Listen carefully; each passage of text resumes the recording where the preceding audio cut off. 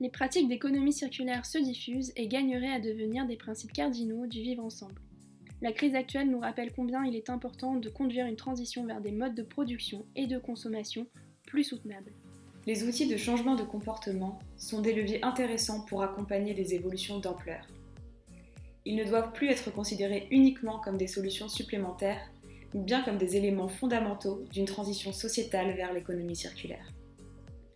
Les approches du changement de comportement sont plurielles et complémentaires.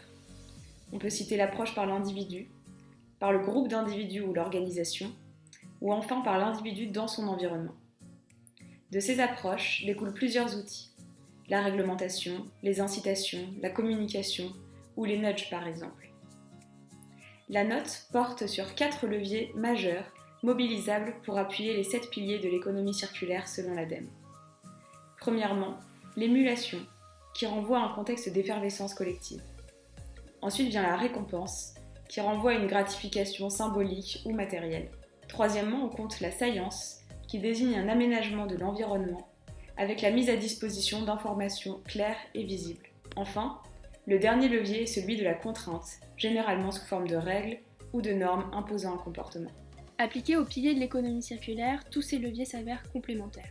L'émulation peut s'apparenter à l'organisation de semaines zéro déchet par des collectivités, comme le fait par exemple Roubaix, qui inclut tous les citoyens d'un même territoire, ou encore à la Maker Faire, qui est un événement qui met en avant des pratiques do-it-yourself, de valorisation, de récupération. Le levier de la récompense symbolique est à l'œuvre avec des labels ou des normes économie circulaire, qui valorisent des pratiques plus vertueuses. La séance, quant à elle, est fortement poussée dans la loi économie circulaire, puisqu'un panel d'informations va être mis à disposition du consommateur, notamment un indice de réparabilité en 2021 ou encore un indice de durabilité dans les années à venir.